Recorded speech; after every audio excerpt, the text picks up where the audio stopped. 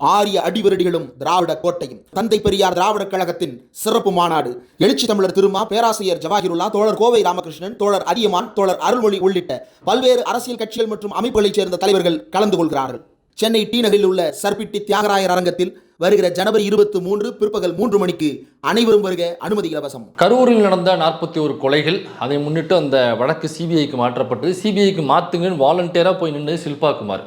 அப்போ ஷில்பா குமார் மூலமாக சிடிஆர் நிர்மல்குமார் மூலமாக இந்த வழக்கு தமிழ்நாடு அரசிடமிருந்து யூனியன் கவர்மெண்ட்டுக்கு மாற்றப்பட்டு சிபிஐ விசாரணைக்கு மாற்றப்பட்டது. காரணம் ஷில்பா குமாரும் சிடிஆர் நிர்மல்குமாரும். ஏன் சொல்கிறேன்னா காரணம் இருக்குது, நான் பின்னாடி சொல்கிறேன். அப்போ 2 கட்ட விசாரணையாக அது நடந்துக்கிட்டு இருக்கிறது. முதல் கட்ட விசாரணையில் விசாரிச்சுட்டு இருக்கும் பொழுதே, ஐயா இது முதல் ரவுண்டு நீங்கள் விசாரிச்சுட்டு இருக்கீங்க, ஆனால் நான் சில பல ரவுண்டுகளை போட வேண்டியது இருக்குது, அதை நான் போய் போட்டு வந்துடுறேன், எனக்கு சில விடுமுறைகள் வேணும்னு கேட்டு சில பல ரவுண்டுகளை போட்டுட்டு அப்புறம் கோவாவுக்கு போயிட்டு நாய்க்குட்டிகளை தூக்கி கொஞ்சிட்டு அவர் பையனையும் மனைவியும் பார்க்க போலங்கிறது வேறு விஷயம். பாக்கி எல்லாரையும் பார்த்துட்டாரு. கட்சி நிர்வாகிகளை சொல்கிறேன், பார்த்துட்டு பொறுமையாக அடுத்த கட்ட விசாரணைக்கு போய் ஆஜராக இருக்கார். அந்த 2 கட்ட விசாரணையில் கேட்கப்பட்ட கேள்விகள் என்ன, அதற்கு இவர் கக்கியது என்ன, நக்கியது என்ன போன்ற பல விஷயங்கள் இன்றைக்கி இந்த ஆங்கில நாளிதழ்களில் தக்க ஆதாரத்துடன் கூறியிருக்கிறார்கள். அது என்னென்ன நக்கியிருக்கிறார் கக்கியிருக்கிறார் அப்படிங்கிறத பார்க்க போகிறோம். அது மட்டும் இல்லாமல் இந்த ஜனநாயகன் திரைப்படம் வெளிவராததற்கான உண்மையான காரணம் என்ன, சென்சார் கேட்ட கேள்வி என்ன, சென்சார் எதை நீக்க சொல்லியது அல்லது எதை இணைக்க சொல்லியது, அதற்கு படக்குழுவினர் கொடுத்த பதில்கள் என்ன, ஏன் இவ்வளோ பிரச்சனை சென்சாரில் ஆக்சுவலாக என்ன பிரச்சனை, எந்த காட்சி பிரச்சனையாக இருக்கிறது அப்படின்னு பல பேரும் பல தகவல் சொன்னாங்க. ஆனால் உண்மையான காரணம் என்ன அப்படிங்கிறதையும் சேர்த்து இந்த வீடியோவில் நம்ம பார்க்க போகிறோம்.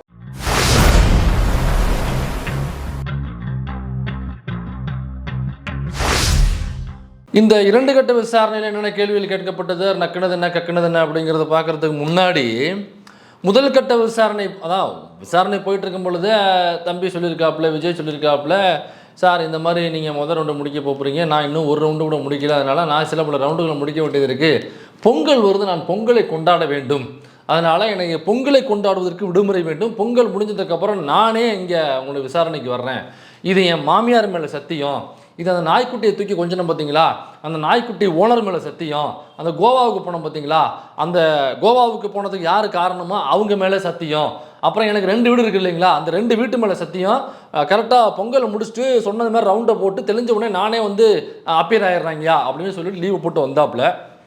பொங்கல் கொண்டாட போகிறோன்னு லீவை போட்டு வந்த விஜய் ஏன் இதுவரைக்கும் பொங்கல் கொண்டாடியதற்கான எந்த ஒரு வீடியோவும் எந்த ஒரு ஃபோட்டோவும் எந்த ஒரு நிகழ்ச்சியும் ஏன் இது வரைக்கும் வெளிவரலை? சமத்துவ கிறிஸ்மஸ் கொண்டாடினாப்புல, ரொம்ப மகிழ்ச்சி, ரொம்ப சந்தோஷங்கய்யா, ரொம்ப சந்தோஷம். அதே மாதிரி இல்லைங்க, நான் வந்து இந்த பண்டிகைகள்லாம் கொண்டாடுற பழக்கமே இல்லை அப்படின்னு நீங்கள் சொல்லக்கூடாது. கிறிஸ்மஸ் கொண்டாடிருக்கீங்க, சமத்துவ கிறிஸ்மஸ் கொண்டாடினீங்க, ரொம்ப மகிழ்ச்சி. அதில் ஆயுத பூஜை கொண்டாடினீங்களே, ஆயுத பூஜையை ஒரு பெரியாரிஸ்ட்டு ஆயுத பூஜைன்னு ஒரு பூஜையை கொண்டாடுவானா முதல்ல? ஆயுத பூஜை சரஸ்வதி பூஜைன்னு சொல்லிட்டு அதில் பொட்டு வைக்கிறது, குங்குமம் வைக்கிறது, அந்த ஆயுதங்களுக்கு பூஜை போடுறது அப்படிங்கிறது எனக்கு கடவுளின் பெயரை சொல்லி நடத்தப்படுகிற ஒரு பூஜை இது. அப்போ இந்த சரஸ்வதி பூஜை ஆயுத பூஜைலாம் இந்த பெரியாரிஸ்ட்டும் கொண்டாட மாட்டாங்க. அந்த ஆயுதம் எப்போ படுதாக இருக்கோ அப்போ சரி பண்ணுறது அல்லது மாற்று ஆயுதத்தை வைக்கிறது அப்படின்னு இருக்குமே தவிர குறிப்பாக ஒரு நாளில் ஆயுத பூஜை கொண்டாடுறது சரஸ்வதி பூஜை கொண்டாடுறது அப்படிங்கிறது எந்த பெரியாரிஸ்டும் கொண்டாட மாட்டாங்கன்னா, பெரியார் அம்பேத்கரை கொள்கை தலைவர்களாக ஏற்றுக்கொண்ட இந்த தாவேகா 41 உசிரை கொலை செய்துவிட்டு வந்த அந்த வாகனத்திற்கு அடுத்த 2வது நாளே ஆயுத பூஜை கொண்டாடின ஒரு கொலகார கும்பல் உங்கள் கும்பல், ஒரு தற்குறி கும்பல் உன் கும்பல், ஒரு ஆச்சரியக்குறி கும்பல் உன் கும்பல். அப்போ 41 பேரை கொலை பண்ணிட்டு வந்த அந்த துக்கம், அந்த ரத்த வாடையே இன்னமும் காயலை, இந்த ரத்த வாடையே இன்னமும் போகலை. அப்படியாப்பட்ட அந்த 41 பேர் செத்ததுக்கான அந்த உறவினர்கள் கத்தின ஓலங்களேன்னு அடங்கலை காதுக்குள்ளே. அதுக்குள்ளே உங்களுக்கு 2வது நாள் ஆயுத பூஜை. அந்த பஸ்ஸுக்கு எத்தனை பேரை ஏற்றி கொண்டுட்டு வந்த பஸ்ஸு அது, அந்த பஸ்ஸுக்கு 2வது நாள் ஆயுத பூஜை கொண்டாடின நீயே ஏன்டா பொங்கலை கொண்டாடல? பொங்கல் என்பது தமிழர்களுடைய பண்டிகை, தமிழர்களுக்குன்னு பண்டிகையே கிடையாது. அதனால் தமிழர்களுக்கென்று ஒரு பண்டிகை, தமிழர் பெருநாள், தமிழர் திருநாள், தமிழ் புத்தாண்டு அப்படின்னு கொண்டாடுங்கன்னு சொன்னது தந்தை பெரியார் அவர்கள். இது தமிழர் பெருநாள், தமிழர் திருநாள், தை 1 அப்படிங்கிறத அறிவித்தது தந்தை பெரியார் அவர்கள். பச்சையப்பாஸ் காலேஜில் பல தமிழ் அறிஞர்களை கூப்பிட்றார், எல்லாரையும் கூப்பிட்டு ஒரு கூட்டம் நடத்துகிறார். அந்த கூட்டத்தில் தான் அதற்கு முன்னாடியே தை 1 தமிழர் திருநாள் நம்ம கொண்டாடணும், தமிழர்களுக்கென்று நாளே இல்லை, அப்போது ஒரு கொண்டாட்டமான தமிழர் திருநாளாக தை 1 அறிவிக்கலாம் அப்படின்னு சொல்லிட்டு தமிழர்களை கூப்பிட்டு தமிழ் அறிஞர்களை கூப்பிட்டு ஒரு டிஸ்கஷன் பண்ணி இந்த தமிழறிஞர்கள் மத்தியில் எல்லாரையும் வச்சுக்கிட்டு தை 1 தான் தமிழர் திருநாள் அப்படிங்கிறத அறிவிக்கிறார் தந்தை பெரியார் அவர்கள். அதற்கு முன்னாடி வரைக்கும் பெரியார் அறிவிப்பதற்கு முன்னாடி வரைக்கும் இந்த பாப்பார கும்பல் அந்த நாளை என்னவாக கொண்டாடுச்சுனாக்கா சங்கராந்தின்னு சொல்லுவாங்க. லீவ் நாள்லேயே பார்த்தீங்கன்னாக்கா கேலண்டரில் பொங்கல் விடுமுறை அப்படின்னு போட்டிருப்பாங்க இல்லைங்களா. அதற்கு முன்னாடி, அதாவது பெரியார் அறிவிப்பதற்கு முன்னாடிலாம் பார்த்தீங்கன்னாக்கா சங்கராந்தி விடுமுறை, சங்கராந்தி நாள் அரசு ஏட்லேயே அப்படி தான் பல வருடங்கள் இருந்துச்சு. அதுக்கப்புறம் தான் மாற்றினாங்க. அப்புறம் தமிழ் புத்தாண்டு அப்படிங்கிறத மாற்றினாங்க, தை 1. இப்படியாக தந்தை பெரியார் அவர்கள் சொன்ன பொங்கல் என்பது தமிழர் திருநாளாக கொண்டாட வேண்டும்னு சொன்ன, பெரியாரை கொள்கை தலைவராக ஏற்றுக்கொண்டோன்னு சொல்கிற தமிழர் திருநாளாக இருக்கக்கூடிய பொங்கலை ஏன்ப்பா கொண்டாடலை நீயே? சமத்துவ கிறிஸ்துமஸ் மாதிரி ஒரு சமத்துவ பொங்கல்னு நீ போட்டிருக்கணுமா இல்லையா? ஒரு திராவிட பொங்கல் கூட போட வேண்டாம், ஒரு சமத்துவ பொங்கல் போட்டிருக்கணும். சமத்துவ பொங்கல் கூட வேண்டாம், சாதாரண பொங்கல், ஒரு ஸ்டவ்வில் வைக்கிற பொங்கல், ஒரு சக்கரை பொங்கல் கூட வேண்டாம்ப்பா, ஒரு வெண்பொங்கல், ஏதோ ஒரு பொங்கல் வச்சிருக்கணுமா இல்லையா? அப்போ பொங்கலை கொண்டாடிட்டு வரணும் லீவு போட்ட விஜய் எங்கே போனார், எந்த நாய்க்குட்டியை கொஞ்சம் போனார், எந்த கோவாவிற்கு போனார் அப்படிங்கிற கேள்வியை உங்களிடத்துல நான் விட்டு விடுக்கிறேன். சரி, விஜய் வந்து சிபிஐ விசாரணையில் இருக்காரு, அவர் தானங்க இருக்காரு. என் கட்சியில் விஜய் இல்லைனாக்கா வேறு எவனுமே இல்லையா? இப்போ விஜய் இல்லை, அவர் வெளியூர் போயிட்டாரு அல்லது விசாரணையில் இருக்காரு அப்படிங்கிறதுக்காக கட்சியில் உள்ள பொறுப்பாளர்லாம் சாப்பிடாமல் பட்னியாக கிடக்குறீங்களா? சில்பா குமார், சிடிஆர் நிர்மல்குமார், இந்த புசி ஆனந்த், இந்த மற்ற நிர்வாகிகள், கட்சியில் உள்ள பொறுப்பாளர்கள், கட்சியில் உள்ள உறுப்பினர்கள், இந்த தற்குறி, ஆச்சரியக்குறி, ஆண்குறி, எல்லா குறியுமே நல்லா சாப்பிடாம பட்னியாக கிடக்குறீங்க. ஐயோ, இப்போ எனக்கு புதுசாக கல்யாணம் ஆகிருக்கு, இன்றைக்கி வந்து விஜய் விசாரணை கூட்டு போட்டாங்க. இல்லை எனக்கு வந்து ஃபஸ்ட் நைட் இப்போ வேணாம், எங்கள் தலைவருடைய இன்வெஸ்டிகேஷன் முடிஞ்சு அப்புறம் படம் எப்போ ரிலீஸுங்கிற டேட்டை எங்கள் தலைவர் எப்போ கொண்டு வர்றாரோ, அது மட்டும் இல்லாமல் இந்த கரூர் பிரச்சனை எப்போ முடியுதோ, எங்கள் தலைவர் முழுசாக எப்போ இதுலேருந்து விடுபடுறாரோ அப்போ தான் எனக்கு ஃபஸ்ட் நைட்டு. அது வரைக்கும் நான் ஃபஸ்ட் நைட்டை கொண்டாட மாட்டேன், அது வரைக்கும் கேட்டி ராகவன் ஸ்டைல்லையே நான் கொண்டாடிக்கிறேன், எனக்கு வந்து அந்த மகிழ்ச்சி தேவையில்லை அப்படின்னு சொல்லிட்டு ஃபஸ்ட் நைட்டு வேண்டான்னு விளக்கி வச்சுருவீங்களா? அல்லது கல்யாண தேதி குறிச்சாச்சு, ஐயோ எங்கள் தலைவன் இன்னைக்கு இல்லை, அவர் போயிட்டார், அதனால் நான் இந்த ஒரு கல்யாணங்கிற நன்னாளை எனக்கு வேண்டாம், அதனால் இனிமேல் நல்ல நாள் என்பது நமக்கு கிடையாது. யாரும் எல்லார் வீட்லேயும் மகிழ்ச்சியாக இருக்கக்கூடாது, தலைவர் வர்ற வரைக்கும் எல்லோரும் பட்னியாக இருக்கணும், சோகமாக இருக்கணும், எந்த நற்காரியங்களும் வீட்டில் நடக்கக்கூடாது, எந்த நற்காரியத்துக்கான பேச்சுக்களோட நடக்கக்கூடாது அப்படின்னு சொல்லிட்டு எல்லாத்தையும் ஒதுக்கி வச்சிட்டிங்களா? எவனை வேலைக்கு போகலையா, சம்பாதிக்கலையா, சாப்பிட்லையா, படத்துக்கு போகலையா, அல்லது சந்தோஷமான நிகழ்வுகள் ஈடுபடலையா? எல்லாமே பண்ணிட்டு தானே இருக்கீங்க. அப்போ தலைவர்கள் என்னப்பா, மற்ற பொறுப்பாளர்கள் இருக்கீங்கல்ல, பொங்கல் மிக முக்கியமான பண்டிகை இல்லை, கட்சி சார்பாக ஒரு சமத்துவ பொங்கல் நடத்தி ஆகணும்ல. அப்போ யாரோ ஒருத்தவன் சில்பா குமார் இந்த மாமனார் இருக்காப்புல, லாட்ரி டிக்கெட்டு விற்ற பணம் அவ்வளோ கூடக்கு, இந்த ஒரு மச்சான் வர கட்சி ஆரம்பிச்சிருக்காப்புல, கேட்டாக்க பணம் அனுப்ப போகிறேன், சில்பா குமார் அத்தனை கோடி வச்சுருக்காங்க கையில், அவ்வளோ 1000 கோடி வச்சுருக்காங்க. எடுத்து ஒரு சமத்துவ பொங்கல் நடத்த வேண்டியதுனா, இல்லைனா அந்த காலேஜ் ஓனர் கிட்ட கொடுக்க போகிறாப்புல, அவர்கிட்ட வாங்கி நைஸாக ஒரு சமத்துவ பொங்கலை போட வேண்டியது. இப்போ சும்மானாவது ஒரு கவுன்பை விட்டு இந்த பொங்கலை கிண்டுறது மாதிரி விஜயை வச்சு வழக்கமாக ஒரு ஏஐ ஃபோட்டோ ரிலீஸ் பண்ணுவீங்களே, அந்த மாதிரி ஒரு ஏஐ ஃபோட்டோ வழக்கமாக நம்ம சில்பா குமார் ஆஃபீஸில் தனியாக ஒரு ரூமுக்குள்ளே ஒருத்தனை அழைச்சிட்டு போய் ஏஐ ஃபோட்டோ ஒர்க் பண்ணுவீங்களே, அந்த மாதிரியாவது ஒரு கரும்பை கிண்டுறது மாதிரி, அப்போ பொங்கல் பானைக்கு முன்னாடி நாய்க்குட்டியை தூக்கி கொஞ்சிறது மாதிரி ஃபோட்டோ எடுத்துருக்கணுமா இல்லையா? ஒரு ஏஐ ஃபோட்டோ கூடவா வெளியிடுறது உங்களுக்கு வக்கு இல்லை? அப்போ லீவை போட்டு வந்தவர் பொங்கலை கூட கொண்டாடாமல் எங்கே போனாருன்னு கேட்குறேன், எந்த மசுரை பிடுங்க போனாருன்னு கேட்குறேன். இந்த கேள்விகள் ஒரு பக்கம் இருக்கட்டும். பேப்பரில் முக்கியமாக அந்த விசாரணையில் வந்திருக்குனாக்கா, இது ஆங்கில பத்திரிகையில் வந்திருக்கிறது, தமிழ் பத்திரிகையில் அவ்வளோ விரிவாக இல்லை. டைம்ஸ் ஆஃப் இந்தியா பத்திரிகையில் 1ஆம் பக்கமும் 5ஆம் பக்கமும் இருக்கிறது. சின்ன குட்டி பாக்ஸில் போட்டிருக்காங்க, அவங்களே பெருசாக அதை கண்டுக்கலன்னு நினைக்கிறேன். சின்ன தகவல்கள் கிடைச்சதை வழக்கம் போல் தகவல்னு பறந்துருக்காங்க. அதில் 5ஆவது பக்கத்தில் வந்திருக்கிறத முதல்ல நான் வாசிக்கிறேன். அதுனாக்கா, TVK functionary said Vijay was questioned on why he continued his speech even after the situation began to worsen. Vijay told investigators that he stopped his address immediately after realizing the gravity of the situation, but pointed to the lack of adequate crowd control measures as the reason for the stampede. இதான் என்ன கேட்டிருக்காங்கன்னா, ஏப்பா இப்போ அந்த stampede ஆக போகுதுன்னு தெரியுது, உனக்கு ஒரு சூழல் மாறுது, அப்படி தெரிஞ்சு நீங்கள் ஏன் உங்களுடைய பேச்சை நிப்பாட்டலை, ஏன் பேச்சை நிப்பாட்டாமல் கண்டினியூ பண்ணீங்க அப்படிங்கிற கேள்வியை அவங்க கேட்டிருக்காங்க. அப்போ ஒருத்தர் பதில் சொல்லியிருக்காதாக, அதாவது விஜய் பதில் சொல்லியிருப்பதாக டிவிகேனுடைய ஒரு ஃபங்க்ஷனர் ஒருத்தர் சொல்லியிருக்காப்புல. இல்லைங்க, அதாவது அந்த சூழல் மாறுது, அங்கே ஸ்டாம்பீடு ஆக போகுது, அங்கே கூட்டம் ஆயிருச்சு, சூழல் மாறப்போகுதுன்னு தெரிஞ்ச உடனேயே எங்கள் தலைவர் வந்து பேச்சை நிப்பாட்டிடுறாருங்க அப்படின்னு சொல்லியிருக்காப்புல. அப்போ இதுக்கு என்ன தான் காரணம்னாக்கா, க்ரௌடு கண்ட்ரோல் மேனேஜ்மெண்ட்டு சரியில்லைங்க, அந்த கூட்டத்தை நெறிப்படுத்துகிற முறை சரியில்லைங்க அப்படின்னு சொல்லியிருக்காப்புல. அப்போ கூட்டத்தை நெறிப்படுத்துகிற முறை சரியில்லை என்றால் கூட்டத்தை யார் நெறிப்படுத்துறது? கூட்டம்லாம் ஒன்றும் பெரிய கூட்டம்லாம் இல்லை, 10,000 15,000 அதிகபட்சம் 20,000 பேர் வந்திருப்பதாக தான் தகவல், ஐஎஸ் கொடுத்த தகவல். அப்போ 10,000 20,000 தான் அங்கே மக்கள் போயிருக்காங்க. ஏதோ கூட்டம்னோடனே ஒரு 2 லட்சம் பேர், ஒரு 3 லட்சம் பேர், 1 லட்சம் பேர் அப்படிலாம் கிடையாது. 10,000 20,000 பேர், அவ்வளோ பேர் தான் வந்திருக்காங்க. அவ்வளவு மீடியாக்களில் விளம்பரப்படுத்தியுமே, அவ்வளவு விளம்பரங்கள் கொடுத்துமே, ஒரு வாரத்துக்கு முன்னாடியே வர்றேன் நான் உங்கள் சங்கி வர்றேன் அப்படின்னு விளம்பரங்கள் கொடுத்துமே, எல்லா வெர்ச்சுவல் வாரியர்ஸ் அதை குறித்து பேசியும் அந்த அட்வர்டைஸ்மெண்ட்டை போட்டோம், நிமிஷத்துக்கு நிமிஷம் பப்ளிசிட்டி பண்ணியுமே எவ்வளோ பேர் வந்திருக்காங்க? 10,000 20,000 பேர் மட்டும்தான் வந்திருக்காங்க. அதே கரூரில் ஒரு வாரத்துக்கு முன்னாடி திமுக நடத்திய மாநாடு, 1 லட்சம் பேர் அந்த மாநாட்டில் கலந்துக்கிட்டாங்க. ஒரு உசுறு அங்கே பழி போகலை, ஒரு உசுறு பழி போகலை. அப்போ இங்கே மட்டும் 10,000 20,000 பேர் மட்டும்தான் கலந்துக்கிட்டாங்கனாக்கா எப்படி 41 உசுறு பழி போணுச்சு? அப்போ 1 லட்சம் பேர் திமுக கூட்டத்தில் கலந்துக்கும் பொழுது அங்கே என்ன 1 லட்சம் போலீஸை போய் இறக்கியிருந்தாங்களா? 1 லட்சம் பீப்புள் பக்கத்தில் ஒருத்தருக்கும் பக்கத்தில் ஒரு போலீஸை போட்டு கண்ட்ரோல் பண்ணாங்களா? அப்படி கிடையாது. அங்கே அதுக்கு தகுந்த போலீஸு இங்கே ஒரு 200 பேர் 150 பேர் 300 பேர் இறக்கியிருக்காங்கனாக்கா அங்கே ஒரு 500 பேர்லேருந்து ஒரு 1000 பேர் இறக்கியிருப்பாங்க, அவ்வளோதான். ஏன்னா இங்கே 10,000 20,000னாக்கா அங்கே 1 லட்சம் பேர்ப்பா. அப்போ இதுக்கு எவ்வளோ போலீஸ் அதாவது இத்தனை நம்பருக்கு ஒரு போலீஸ் அப்படின்னு அவங்க கொடுப்பாங்க. அப்போ எத்தனை நம்பர்னு கேட்பாங்க, அத்தனை நம்பர்னு இத்தனை போலீஸ் அப்படின்னு அனுப்புவாங்க. அப்போ கூட்டத்தை எப்படி கண்ட்ரோல் பண்ணுறதுனாக்கா ஒருத்தரையும் கண்ட்ரோல் பண்ணுறது போலீஸுடைய வேலை இல்லை. வழக்கமாக கூட்டம் வரும்போது மனுஷனாக தானே வருவாங்க. அப்போ மனுஷனாக வரும்பொழுது 6 அறிவு இருக்கும், சோறு திங்கிற நபராக இருப்பாங்க, சோத்தில் உப்பு போட்டு திங்கிற நபராக இருப்பாங்க. இதில் ஏறணும், இதில் ஏறக்கூடாது, இது கூட்டம், இவங்க பக்கத்தில் நிற்கணும், இந்த பக்கத்தில் நிற்கக்கூடாது, பெண்கள் நிற்கிறாங்க அந்த பக்கமே நிற்கணும், பெண்களை கூட்டத்தில் அவங்கள பாலியல் தொந்தரவு கொடுக்கக்கூடாது, சரக்கு போட்டு ஃபுல் சரக்கில் போய் ஃபுல் மப்பில் போய் உள்ளே நிற்கக்கூடாது, இப்படியெல்லாம் ஒருத்தருக்கும் தெரியும். இதை தாண்டி ஏதோ சில மூதேவிகள் சில முண்டக்கலப்பைகள் வேணால் ஏதாவது சரக்கு போட்டு உள்ளே ஏதாவது பண்ணலாம். அப்படி சில முண்டக்கலப்பைகள் வரும் இல்லைங்களா, ஒரு 5-6 ஒரு கூட்டத்துக்கும்.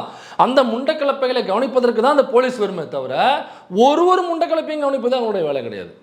அப்போ எவனோ ஒருத்தவன் நாகரிகம் இல்லாமல் அல்லது போதையில் அல்லது திருடுவதற்காக வழிப்பறி செய்வதற்காக அங்கே உள்ள கூட்டத்தில் உள்ளே வந்துக்கிட்டு பெண்களிடம் பாலியல் வல்லுறவு செய்வதற்காக அல்லது பாலியல் சீண்டல் செய்வதற்காக அங்கே உள்ள பிக்பாக்கெட் அடிக்கிறதுக்கு செயின் இருக்கிறதுக்கு இப்படியாப்பட்ட சீண்டல்களிலும் சட்டத்துக்கு புறம்பான செயலும் ஈடுபட வர்ற ஒரு 5 பேர் 10 பேர் 20 பேர் வருவாங்கல்ல, அந்த கூட்டத்துக்குள்ள மிங்கிலாவாங்கல்ல, அவங்கள கண்ட்ரோல் பண்ணுறதுக்காக தான் போலீஸ் உள்ளே இருக்குமே தவிர அல்லது அந்த குற்றத்தை தடுப்பதற்காக குற்றம் செய்தவர்களை கண்டுபிடிச்சு அவங்கள கோர்ட்டில் கேஸ் போட்டு கோர்ட்டில் நிப்பாட்டுறதுக்காக தான் போலீஸ் அங்கே இருக்குமே தவிர ஒருத்தரையும் நீ நவுந்து நில்லு, நீ முன்னாடி போ, நீ பின்னாடி வா, நீ இங்கே வா, நீ அங்கிட்டு நில்லு அப்படின்னு சொல்கிறது போலீஸ் இதை வேலை அல்ல. அப்படி தான் ஒரு கூட்டமும் நடக்கும். ஒரு கூட்டத்துலையும் அந்த கட்சியினுடைய பொறுப்பாளர்கள் தான் அங்கே வாலண்டியர்ஸாக போய் அந்த கூட்டத்தை கண்ட்ரோல் பண்ணுவாங்க. திமுக கூட்டம் மட்டும் இல்லை, அதிமுக கூட்டம் நடந்தாலும் அப்படி தான், தேமுதிக கூட்டம் நடந்தாலும் அப்படி தான், மதிமுக கூட்டம் நடந்தாலும் அப்படி தான், ஈவன் ஏன் பிஜேபி கூட்டம் நடந்தால் கூட அப்படி தான். ஒவ்வொரு கட்சியும் ஏன் நாம் தமிழர் கட்சி கூட்டம் அப்படி தான் நடக்கும். அந்த கட்சியினுடைய பொறுப்பாளர்கள் மாவட்ட செயலாளரோ கிளை செயலாளரோ அல்லது ஒன்றிய செயலாளரோ அல்லது மற்ற பொறுப்புகளில் யாராக இருக்காங்களோ அந்தந்த ஏரியாக்களில் அவங்க ஆட்களை கொண்டு போவாங்க. அங்கே ஒரு இடத்துல போய் ப்ராப்பராக உட்கார வைப்பாங்க. அதுக்கு முன்னாடி கட்சி என்ன பண்ணுவோம்னாக்கா அவங்களுக்கு ஸ்நாக்ஸ் தேவைப்படும், பசிக்கும், சாப்பிட்டு வந்திருப்பாங்க, தண்ணி தேவைப்படும் அப்படிங்கிறதுக்காக ஒரு சின்ன கவரில் சின்ன ஸ்நாக்ஸுகள் போட்டு அதில் ஒரு 1/2 லிட்டர் வாட்டர் பாட்டில் போட்டு அதை ஒரு சேருக்கும் வச்சுருவாங்க. அவள் வர்றவங்க வச்சுருவாங்க, உட்கார்றவங்க ஒரு 2 மணி சேர்த்து எடுத்துப்பாங்கன்றது வேறு விஷயம், அந்த இடத்துல நடக்கிறது தான். அப்படி இருந்தாலும் தண்ணி தேவைக்குதுனாக்க அப்படி கேட்பாங்க, பாத்திரம் உள்ள கொடுப்பாங்க. அதனால் எல்லார் கையிலையும் வாட்டர் பாட்டில் இருக்கணும் அல்லது கை கட்டுற தூரத்தில் அந்த வாட்டர் ஆக்சஸ் இருக்கணும். அப்படி தான் அந்த கூட்டம் ஆர்கனைஸ் செய்யப்பட வேண்டும். இதெல்லாம் அந்த ரூல்ஸ் அண்ட் ரெகுலேஷன்ஸில் சொல்லுவாங்க. இதுக்கெல்லாம் மண்டே ஆட்டிக்கிட்டு இவனுங்க யாருமே அந்த ரூல்ஸ் அண்ட் ரெகுலேஷன்ஸை ஃபாலோ செய்யவில்லை. அதனால தான் 41 உயிர்கள் பறிபோனது. இந்த பறிபோன உயிர்கள் ஹாஸ்பிட்டலில் உள்ளேயும் வெளியேயும் போயிட்டு இருக்கும் பொழுது தான் அன்பில் மகேஷ் அவர்கள் அங்கே நிற்கும் பொழுது, ஏன்டா தலையில் அடிச்சடிச்சு சொல்லிக்கிட்டோமாடா, ரூல்ஸ் அண்ட் ரெகுலேஷனை ஃபாலோ பண்ணுங்கன்னு கேட்டிங்களாடா, கேட்டிருந்தாக்கா இத்தனை உயிர்கள் பழி போயிருக்காதான்னு சொல்லிட்டு அந்த பழி போன உயிர்களை பார்த்து சொன்ன வசனத்தை இந்த ப்ளூ ஃபிலிம் எடுத்து ஒரு கம்பெனி வச்சுருக்கான் பாருங்கள், சூப்பர் குட் ஃபிலிம்ஸ்னு ஆர்பி சௌத்ரின்னு ஒருத்தவன், ப்ளூ ஃபிலிம் எடுத்து அதில் தான் அந்த காசை போட்டு எனக்கு இண்டஸ்ட்ரியில் உள்ள எல்லாருக்குமே தெரியும். அவன் ப்ளூ ஃபிலிம் எடுத்து அதில் வந்த காசு தான் சூப்பர் குட் ஃபிலிம்ஸ்னு போட்டு ஒன்று ஆரம்பித்தான் அப்படிங்கிறது. அதுக்கு பிறந்த ஒரு தருதல் ஒன்று நிற்கிது பாருங்கள், இழுப்பு. எனி டைம் இழுப்புலேயே சுற்றிட்டு இருப்பான் அவன். அந்த ஜீவான்னு சொல்லிட்டு ஒரு இழுப்பு ஒன்று இருக்குது பாருங்கள். அந்த முண்டக்கலப்பை இந்த வசனத்தை கொண்டு போய் திரைப்படத்தில் ட்ரால் மெட்டீரியலாக வச்சுருக்கானுங்க. 41 உசுறு பழி போகும்போது அதை பார்த்து ரூல்ஸ் அண்ட் ரெகுலேஷன்ஸை ஃபாலோ பண்ணியிருந்தால் நீங்கள் இத்தனை உசுறு போயிருக்காதே, ஏன்டா ஃபாலோ பண்ணலன்னு கேட்டு அந்த உசுறுகளை பார்த்து அந்த நேரத்தில் யாருக்காக இருந்தாலும் அழுக வரதான் செய்யும். அவரும் அழுதார். அதை கிண்டல் கேலி பண்ணுறனாக்கா அவனுக்கு எவ்வளவு திமிரு இருக்கும், எவ்வளவு தெனாவட்டு இருக்கும், எவ்வளவு கெப்பூர் இருக்கும், எவ்வளோ சூத்து கொழுப்பு இருக்கும் உனக்கு. அதனால் அதற்காக தான் அந்த ரூல்ஸ் அண்ட் ரெகுலேஷனை ஃபாலோ பண்ணுங்கன்னு சொல்லி அதை ஃபாலோ பண்ணாதனால தான் 41 உசுர்கள் பழி போச்சு. அப்போ க்ரௌடு மேனேஜ்மெண்ட் சரியில்லைன்னு அவங்களே வாக்குமூலம் கொடுத்துருக்காங்க. க்ரௌடு மேனேஜ்மெண்ட்னாக்கா போலீஸ்ன்னு நினச்சிட்டு இருக்காங்க. ஏண்டா ஒரு கூட்டம்னாக்கா இப்போ அனுமதி வாங்கிட்டா முடிஞ்சு போச்சா?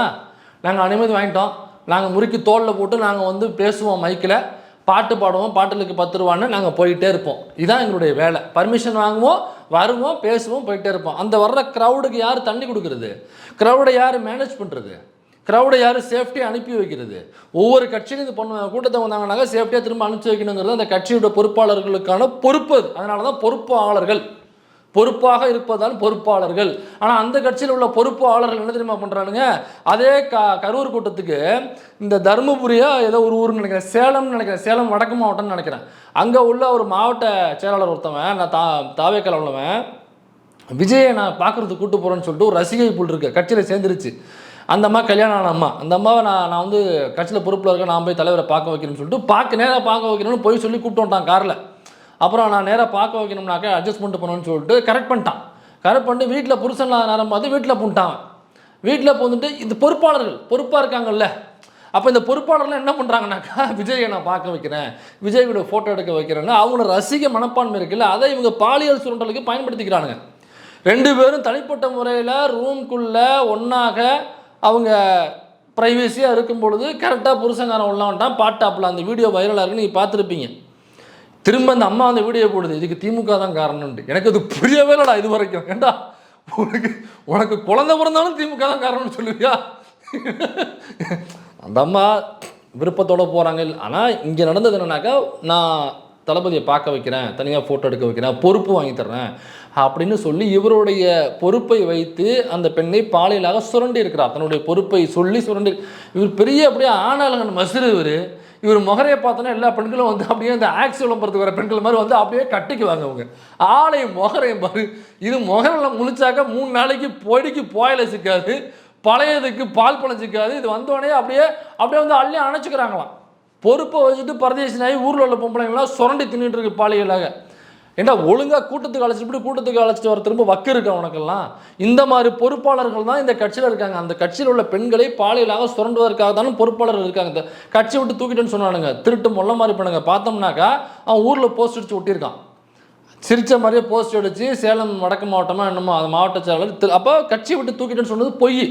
அப்போ கட்சியில் இவ்வளோ பெரிய பாலியல் சுரண்டல் நடந்திருக்கு, அவனை கட்சி விட்டு தூக்கிறதுக்கு அந்த கட்சி பொறுப்பாளருக்கு விஜய்க்கு வக்கீல்னாக்கா இவன் எப்படி பெண்களுக்கு பாதுகாப்பு கொடுத்துருப்பான்? அப்போ அங்கே இறந்து போன பெண்களுக்கு என்ன பாதுகாப்பு இருந்திருக்கும்? அப்போ இறந்து போன பெண்கள் என்னவா பார்த்துருப்பான் விஜய்? நேரடியாக கட்சி பெண்கள் சுரண்டப்படுறாங்கன்ற வீடியோ அவன் மேலே நடவடிக்கை எடுக்கலனாக்கா, அங்கே செத்து போகிறாங்க சாப்பிட்டு கூட எவன் விட்டு பொம்பளை தானே அது? எவன் விட்டு அம்மாவோ, எவன் விட்டு தங்கச்சி, எவன் விட்டு அக்காலோ, என் தங்கச்சியும் என் பொண்டாட்டியோ இல்லையா? அல்ல என் வீட்டில் உள்ள பெண்கள் இல்லையா? நான் ஒரே ஒரு கேள்வி கேட்குறேன் விஜயை.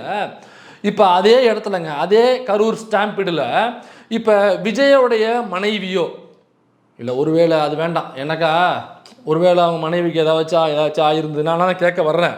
ஆயிருந்துன்னா விஜய் போயிருப்பாருன்னு எல்லாம் சொல்லுவீங்க. எனக்கா ஒரு மனைவி மேலே அன்பு கிடையாது அதனால் அப்படின்னு சொல்லுவீங்க. சரி, அது கூட வேண்டாம். இப்போ அவருக்கு பிடிச்ச யாரோ அவங்க வீட்டில் அவருக்கு ரொம்ப அன்பான ஒருத்தர் யாரோ ஒரு பையனை வச்சுப்போம், எக்ஸாம்பிள் வச்சுப்போம், அதனால் ஒன்றும் பிரச்சனை. 41 உசுறு இருக்குல்ல, அதனால் ஏன் பையனை வச்சுக்கலாம் கேட்காதீங்க. நம்ம கேட்கணும். 41 உசுறு நம்ம விட்டு உசுறு இருக்குல்ல, அதனால் தாராளமாக கேட்கலாம். அப்போ விஜயோட பையன் அந்த ஸ்டாம்பீடில் இருந்து அப்பாவை பார்க்க போயிருக்கான், அப்பனை பார்க்கறது. அப்பன் தான் பிள்ளைய பார்க்க போகிறதில்ல, பிள்ளைய அப்பா பார்க்கணும் வச்சுக்கலாம். அப்போ பிள்ளை அப்பனை பார்க்க வந்திருக்கான், ஸ்டாம்பீடெலாம் மாட்டிக்கிட்டான். இப்போ தெரியுது கண்ணுக்கு எதிராக அந்த மாதிரினா ஒரு நடக்கக்கூடாது. அந்த பையன் நல்லா இருக்கட்டும், வாழ்த்துக்கள். ஆனால் ஒரு ஃபார் எக்ஸாம்பிள் ஒரு சின்ன கற்பனையாக அந்த பையனுக்கு எதுவும் நடந்துருச்சு அப்படின்னு செய்தி வருதுங்க.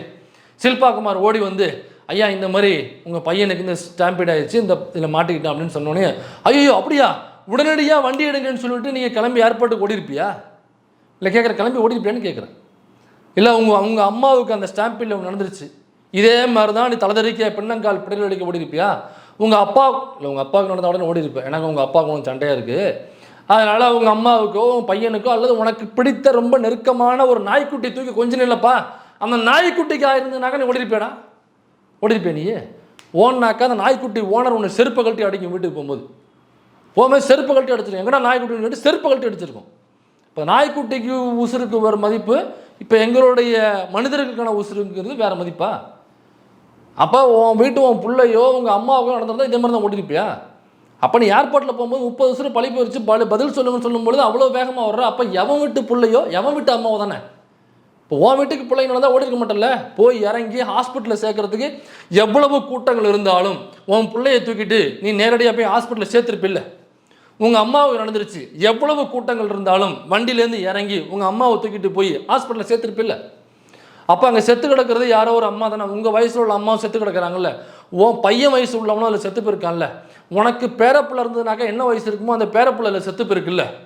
அப்போ தான் வீட்டு பிள்ளையாக, தான் பேரப்பிள்ளையாக, தான் பையனாக, தான் அம்மாவாக, தான் அண்ணனாக செத்து போனவன் நினச்சிருந்தீங்கனாக்கா எப்படா நீ ஓடி இருப்ப?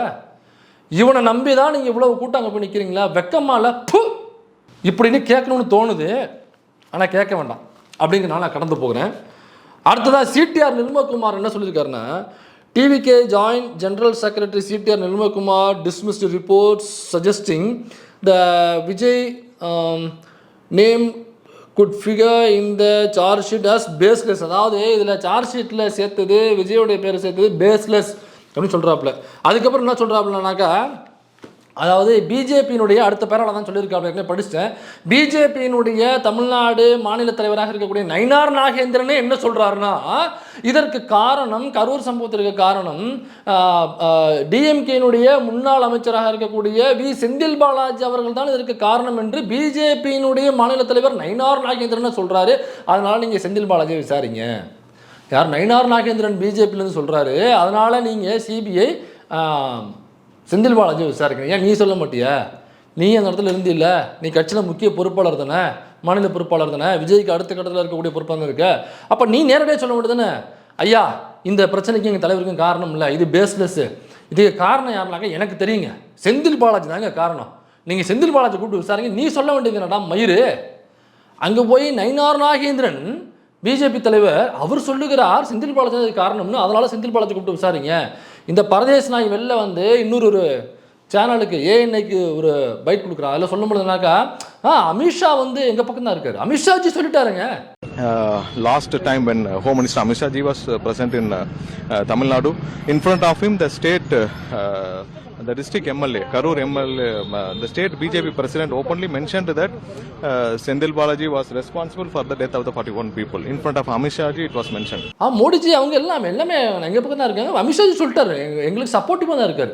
அமித்ஷாஜி சப்போர்ட்டிவாக இருக்காரு, மோடிஜி சொல்லிட்டாரு, நயினார் நாகேந்திரன் சொல்கிறாரு. ஏண்டா பரதேசி, நீ இருக்கிற கட்சி தாவேக்கா.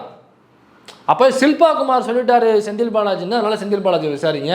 எங்கள் கட்சியினுடைய பொதுச் செயலாளர் புசியானந்தே சொல்லிட்டாரு செந்தில் பாலாஜி தான் காரணம்னு. செந்தில் பாலாஜி ஏங்க ஒரு கட்சியில் உள்ளவங்க அப்படி தானே சொல்லுவான். தனக்கு மேலே உள்ள பொறுப்பில் உள்ளவங்க என்ன சொல்கிறாங்களோ அதை கோட் பண்ணி எங்கள் கட்சியில் அவங்க சொல்லியிருக்காங்க, அதனால் அவங்கள தாங்க நீங்கள் விசாரிக்கணும் அப்படின்னு சொல்லுவாங்க. இவன் தாவேக்கள் இருந்துக்கிட்டு இவனுடைய கொள்கை எதிரியான பிஜேபி கட்சியினுடைய மாநில தலைவர் நயினார் நாகேந்திரன் சொல்கிறாரா செந்தில் பாலாஜி தான் காரணம்னு, அதனால் செந்தில் பாலாஜி விசாரிங்க. இவங்களுடைய கொள்கை எதிரான பிஜேபியினுடைய முக்கிய தலைவராக இருக்கக்கூடிய அமித்ஷாவே இவங்களுக்கு சப்போர்ட்டாக இருக்குன்னு சொல்லிட்டாங்களாம். மோடிஜி இதுக்கு ஓகே சொல்லிட்டாராம். அப்போ டேய், நீ பிஜேபியில் ஆர்எஸ்எஸ்லேருந்து பிஜேபிக்கு வந்து அதிமுகவுக்கு வந்து இப்போ தாவேக்கள் இருக்க, அப்போ நீ இன்னும் பிஜேபியில் இல்லை, பிஜேபியிலேருந்து வந்துட்ட. நீ கோட் பண்ணுறது முழுக்க பிஜேபி ஆள், ஆனால் கொள்கை எதிரி யாருன்னு கேட்டாக்கா பிஜேபி. இதை நாங்கள் நம்பணும். அடுத்ததாக அதே பேப்பரில் முதல் பக்கத்தில் உள்ளதை இப்போ நம்ம பார்ப்போம். அதில் சிபிஐ என்ன கேட்டிருக்குன்னா, நீங்கள் போலீஸ் கொடுத்த ரூல்ஸ் அண்ட் ரெகுலேஷன்ஸை சரியாக ஃபாலோ பண்ணிங்களா அப்படின்னு அன்னைக்கு அன்பில் மகேஷ் என்ன சொல்லி அழுதாரோ அதைத்தான் சிபிஐ முக்கிய கேள்வியாக கேட்டிருக்கிறது. இதை தான் இந்த இழுவை ஜீவா இருக்கான் பாருங்க, அந்த அப்பங்காசில் தின்னுட்டு இழுவையை போட்டு திரிகிற, அந்த சூத்துக்குள்ளே படுத்து திரிகிற ஜீவா இருக்கான் பாருங்க, அவனை கிண்டல் கேள்வியாக இந்த டைலாக் வச்சுருக்கான். அந்த பரதேசன் ஆகி சிபிஐ வரைக்கும் அதை தாண்டா கேட்குது. உனக்கு அரசியல் என்னென்னு தெரியுமா? உனக்கு நடிப்புனாலும் என்னென்னு தெரியும், உனக்கு எப்படி அரசியல் என்னென்னு தெரியும் உனக்கு? அப்போ அவங்க என்ன கேட்டிருக்காங்கன்னா, அதான் அந்த ரூல்ஸ் அண்ட் ரெகுலேஷன்ஸ் போலீஸ் சொன்னது சரியாக ஃபாலோ பண்ணியிருக்கீங்களா? அப்போ Vijay replied that all mandatory conditions were complied with TVK sources said. அப்போ நாங்கள் வந்து எல்லாத்தையும் சரியாக ஃபாலோ பண்ணோம் அப்படின்னு சொல்லியிருக்காங்க. ஆனால் ஃபாலோ பண்ணலை. தண்ணி வச்சியா?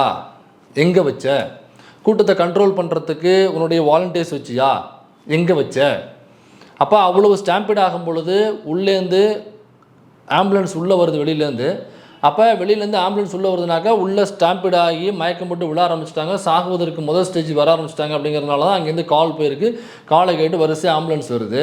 அப்போ ஆம்புலன்ஸ் உள்ளே வரும்பொழுது நீ என்ன பேசணும்? மேலே இருந்துக்கிட்டு என்ன பேசுன? ஆம்புலன்ஸா நண்பா, ஆம்புலன்ஸில் நம்ம கூடியா? வரட்டும் வரட்டும் நண்பா.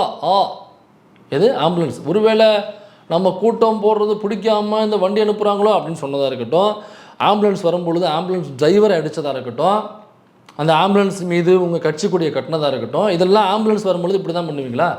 ஏப்பா அந்த கிளிப்பிங்ஸ்லாம் கொஞ்சம் போட்டு விடு.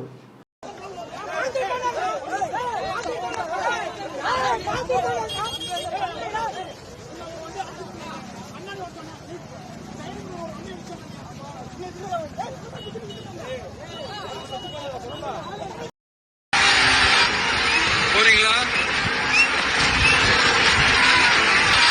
இதுதான் உங்க டக்கா. போறீங்களா சார்? போயிடுங்க. என்னப்பா ஆம்புலன்ஸ்ல நம்ம கூட இருக்குது? திரும்ப ஆம்புலன்ஸில் பாதிக்கப்பட்டவங்கள மயக்கமானவங்கள தூக்கிட்டு போகும்பொழுது வழி விடாமல் மறைச்சி நின்னது, திரும்ப போகும்பொழுது வண்டியை மறைச்சிட்டு விடாமல் இருந்தது, இப்படி பல அட்ராசிட்டிஸ். இதுதான் நீங்கள் பண்ண க்ரௌட் மேனேஜ்மெண்ட் மசுரா? அடுத்து என்ன சொல்லியிருக்காங்கனாக்கா, this was Vijay's second round of questions he had earlier told the CBI and Jan 12 the poor crowd management and insufficient police deployment triggered the chaos at the Karur rally. அதாவது police வந்து சரியாக manage பண்ணலை, போலீஸினுடைய deployment ரொம்ப கம்மியான எண்ணிக்கையில் police இருந்தது தான் காரணம்னு சொன்னேன். இதே வாய் தான் அன்னைக்கு ஏறி நின்றுக்கிட்டு போலீஸுக்கு நன்றி சொன்னது.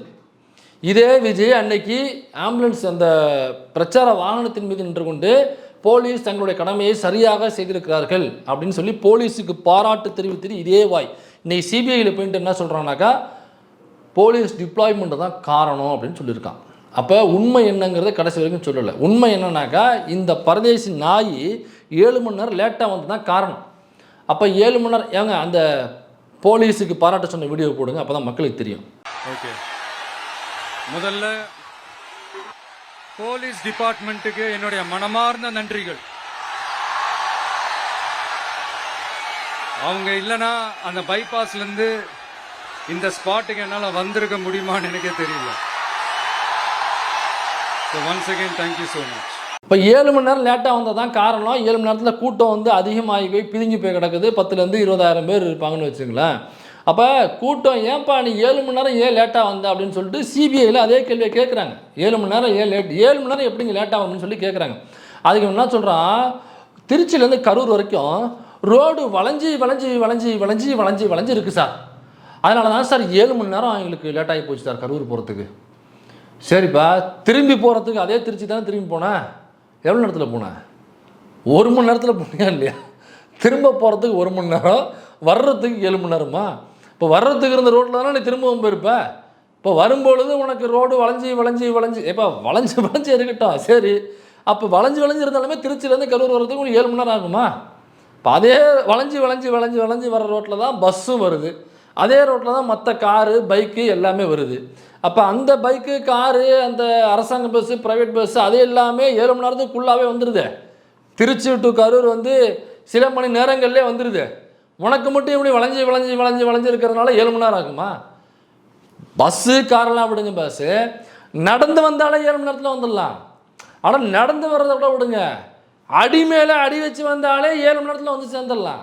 நீ காரில் வர்ற எப்படி 7 மணி நேரம் ஆச்சு? அப்போ கிளம்புறதுக்கு லேட் ஆயிடுச்சு.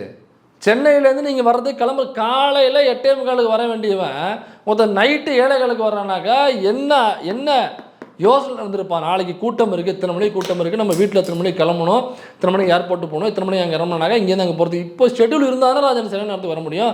ஆரம்பத்துலேருந்து கேட்குறது என்னன்னாக்கா, நீ வீட்டில் கிளம்புனது லேட்டு, காலைல 8:45 மொதல் கூட்டத்தை வச்சுட்டு நீ அங்கே சென்னை ஏர்போர்ட்டுக்கு வரும்போதே மணி 9. இப்போ காலைல 8:45 மொதல் கூட்டத்தை வச்சுட்டு நீ ஏர்போர்ட்டுக்கு 9 மணிக்கு வரணுனாக்கா என்ன காரணம்? காலையில் வீட்டிலேருந்து லேட்டாக கிளம்புறது என்ன காரணம்? அப்போ முதல் நாள் நைட்டு புல் சரக்கை போட்டு தூங்கிட்டு லேட்டாக எழுந்திரிச்சு குளிச்சுட்டு வந்தியா? அப்போ மறுநாள் இவ்வளோ பெரிய கூட்டம் இருக்குது, அங்கே போய் பேசணும், மக்கள் நிற்பாங்க, ரசிகர்கள் நிற்பாங்க, தொண்டர்கள் நிற்பாங்க, உன்னை வரவேற்க பொதுமக்கள் நிற்பாங்க. அப்போ அவங்களை காக்க வைக்கக்கூடாது, சில நேரத்துக்கு போகணும் அப்படிங்கிற எண்ணம்லாம் உனக்கு இல்லை. நீங்கள் முறுக்கி தோளில் போட்டு யாரோட சரக்கை போட்டு நாய்க்குட்டியை தூக்கி கொஞ்சிட்டு, நாய்க்குட்டி ஓனரையும் தூக்கி கொஞ்சிட்டு நீங்கள் உங்கள் இஷ்டத்துக்கு, இஷ்ட மானாவுக்கு, இஷ்ட புண்ணாக்குக்கு நீங்கள் லேட்டாக படுத்து தூங்கிட்டு காலைல லேட்டாக எழுந்திரிச்சு 9 மணி தான் ஏர்போர்ட்டுக்கு வருவீங்க. அங்கே எல்லா வேலையும் விட்டுட்டு அவன் வந்து விடிய காலையில் எழுந்திரிச்சு குளிச்சு பல்லு விளக்குறானோ இல்லையோ, அவன் டாய்லெட் போனானோ இல்லையோ, நேரடியாக தலைவர் வந்துருவாருன்னா அவன் பாட்டுக்கு வந்து நிற்கணும். அங்கே கடைகள்லாம் லீவு, விஜய் வரார் அப்படிங்கிறதுக்காக போலீஸ் டிபார்ட்மெண்ட்டு கடைகள்லாம் இருக்கணும்னு சொல்லிட்டாங்க. இப்போ தண்ணி இல்லாமல், அவன் ஒன்றுக்கு போகிறதுக்கு இடம் இல்லாமல், ரெண்டுக்கு போகிறதுக்கு இடம் இல்லாமல், உணவு ஒன்று இடம் இல்லாமல், காலையிலேருந்து பட்னியோடையும் பசியோடையும் தண்ணியோடையும் ஒரு சொட்டு தண்ணி போட இல்லாமல் நின்றுட்டு இருப்பான். நீங்கள் முறுக்கி தோலில் போட்டு நல்லா சரக்கை போட்டு புல் போதையில் அங்கே நைட்டு 8 மணிக்கு வருவீங்க. 7 மணி நேரம் லேட்டு. எதனால் லேட்டுறான்னு கேட்டோம்னா, வளைஞ்சி ரோடு இருந்துச்சான். முறையாக பதில் சொல்லியிருக்காங்க. 7 மணி நேரம் லேட்டுக்கு ரோடு வளைஞ்சி இருந்துச்சான். எது சென்னையிலேருந்து திருச்சிக்கு ரோடு வளைஞ்சி இருந்துச்சா? சார்ட்டர்ட் ஃப்ளைட் வரும்போது சார்ட்டர்ட் ஃப்ளைட்டு மட்டும் வளைஞ்சி வந்துச்சு அவனுக்கு 7 மணி நேரம். சிபிஐயில் கேட்கப்பட்ட கேள்விகளுக்கு அவர் சொன்ன பதில்கள் நொன்னநாட்டையும் இதுதான். அப்போ நேர்மை இல்லைன்னு அர்த்தம். உண்மையை சொல்லலை, நேர்மை இல்லை. எதுக்கு எடுத்தாலும் திமுகன்னு சொல்லிட்டு இந்த சிடிஆர் நிர்மகுமார் ஏஎன்ஐ கொடுத்த பைட்லேயுமே இது வந்து முழுக்க இது சில சேனல்கள் வந்து தப்பான செய்தியில் போட்டிருக்காங்க. கைது அப்படின்னு சொல்லி போட்டிருக்காங்க. எந்த சேனல் கேட்டவனே சன் டிவி, கலைஞர் டிவி, தினகரன் இவங்க தான் போட்டாங்க அப்படின்றான். பல திமுக சார்பு ஊடகங்கள் ஏதோ கிளி ஜோசியத்துல கேட்டுட்டு போடுவாங்க. அவங்க மனசுல தோன்றதெல்லாம் போடுவாங்க. சொல்ல முடியுமா? நான் சொல்றேன் எந்தெந்த ஊடகங்கள். சன் டிவியும் தினகரனும். இல்ல சன் டிவி கைதுன்னு போடவே இல்ல, கலைஞர் செய்திகளும் போட்டது. நான் முடிச்சுக்கிறேன். இதையெல்லாம் கண்டிப்பாக தவிர்க்க வேண்டும் என்று நாங்கள் வருங்காலத்தில் கேட்டுக்கொள்கிறோம். அடுத்ததாக சார்ஜ் ஷீட் ஃபைல் பேர் இருக்குன்னு சொல்லி போட்டது நியூஸ் 18 போட்டாங்க. நீங்க தப்பான தகவல்களை சொல்லாதீங்க. தவிர்க்க வேண்டும்.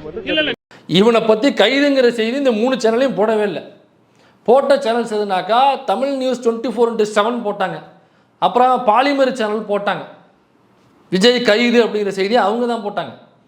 அப்போ இவன் என்ன பண்ணுறான், எது நடந்தாலுமே யார் அந்த தப்பான செய்தியை போட்டாங்களோ அல்லது தப்பான செயலை செஞ்சாங்களோ திமுக தான் செஞ்சிச்சு.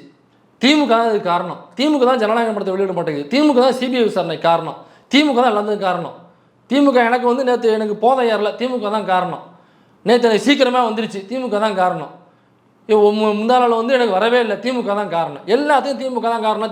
இன்றைக்கி என்னுடைய கமெண்ட்ஸில் போய் பார்த்தீங்கன்னாக்கா அந்த ஆச்சரியக்குறிகள் போகிற கமெண்ட்ஸில் திமுக நீ வந்து இது பண்ணிப்பார், எங்கள் தலைவனை கைது பண்ணிப்பார், திமுகங்கிற கட்சியே இருக்காதுங்கண்ணா. டே சிபிஐ விசாரணையில் இருக்கிறான், கைது பண்ணாக்கா யூனியன் கவர்மெண்ட்டு சிபிஐ கைது பண்ணுறா பரதேசி நாய்.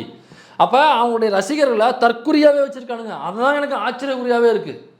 எப்படி இவ்வளவு தற்கூரியாக ஒரு கூட்டத்தை வச்சிருக்க முடியும் அப்படிங்கிறது எனக்கு பெரிய ஆச்சரியக்குறியாக இருக்குது. இப்போ இந்த ஜனநாயகன் படம் ரிலீஸுக்கான காரணத்தை என்னென்னு சொல்கிறோம். ஏன் ஜனநாயகன் படம் ரிலீஸ் ஆகலை, சென்சாரில் கேட்ட விஷயம் என்னன்னாக்கா, சென்சாரில் பார்க்கும்பொழுது அவன் கேட்ட கேள்வி ஒன்று தான். அந்த பகவந்த் கேசரி படத்தை எடுத்து வச்சுருக்காங்க. பகவந்த் கேசரி படத்தில் கொஞ்சம் இவர் ஆட் பண்ணியிருக்காரு. விஜய் வந்து இந்த அதாவது பிரச்சாரத்துக்கு பயன்படுற மாதிரியான படமாக அதை மாற்றி வச்சுருக்காரு. அப்போ என்ன பண்ணியிருக்காருனாக்கா, அந்த சரியாக இல்லாத அரசியல்வாதிகளை பிடிச்சி போட்டு அடிக்கிறது இது பழைய கதைங்க. இதெல்லாம் சங்கர் வந்து எடுத்து ஓஞ்சிட்டாப்புல. இதுக்கு பகவந்த் கேசரி எடுக்கணுன்ற அவசியமே இல்லை. இது பகவந்த் கேசரி காப்பிரைட் சாங் அவசியமே இல்லை. இது நிறைய இங்கேயே எடுத்தாச்சு தமிழ் சினிமாவிலே. அப்படி ஒரு கதை எடுத்து வச்சிருக்காப்புல.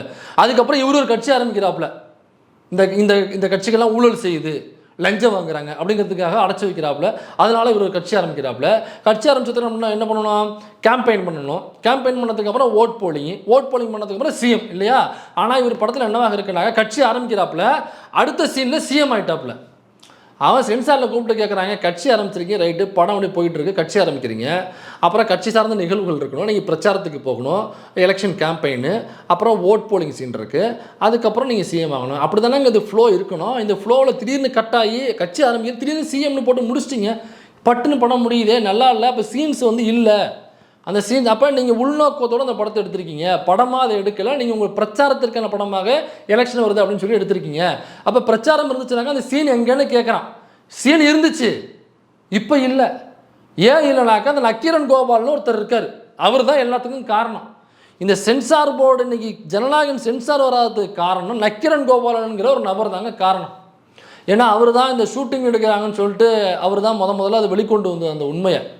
ஆக்சுவலாக அந்த இடத்துல கட்சி ஆரம்பிக்கிறாரு, அப்புறம் எலெக்ஷன் கேம்பெயினுக்கு போகிறார், தேர்தல் பிரச்சாரத்துக்கு போகிறார்.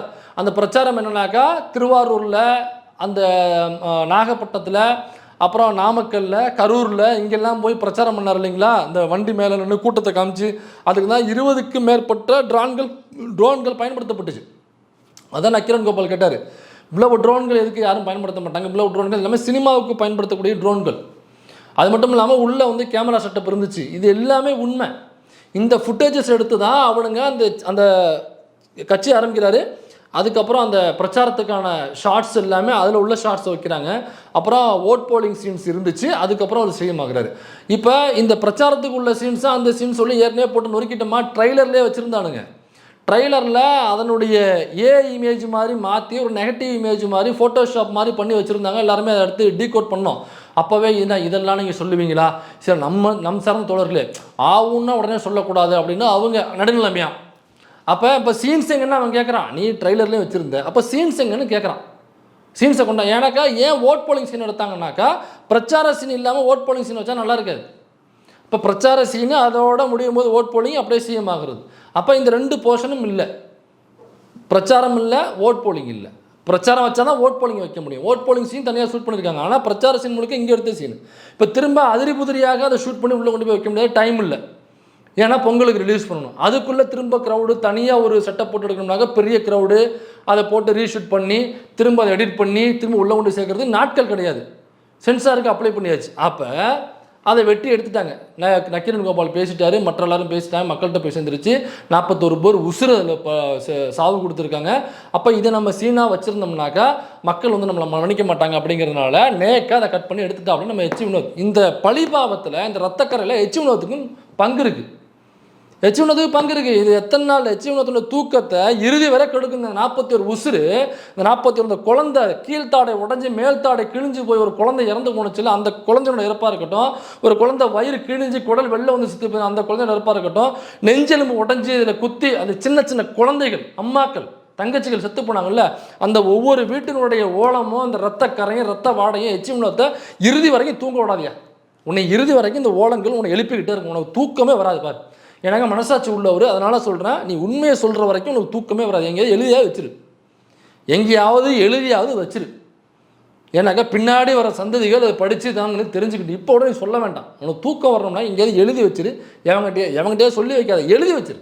அதான் பின்னாடி தெரிய வரும். அப்போ இதெல்லாம் சென்சார் கேட்கும் பொழுது தான் அவர் திருப்பி முழிக்கிறாங்க. அப்போ காட்சி இல்லைனாக்கா நீங்கள் பிரச்சாரத்துக்கு பயன்படுத்தி எடுத்துகிட்டு போங்கன்ட்டாங்க. அது நாங்கள் ஆள் கிடையாது பஸ், நீங்கள் எடுத்துகிட்டு போங்கன்ட்டாங்க. இதுதான் சென்சார். ஏன்னா சென்சார் ஏன் வெளியில் சொல்லணும்னாக்கா கேஸ் போயிட்டுருக்கு. சென்சார் வாயை திறக்கக்கூடாது.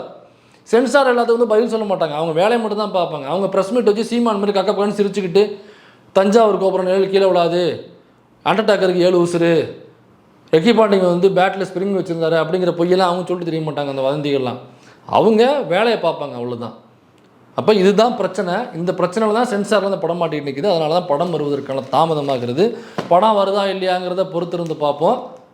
முதல்ல விஜய் பெரிய வராருங்கிறத நம்ம பொறுத்திருந்து பார்ப்போம்.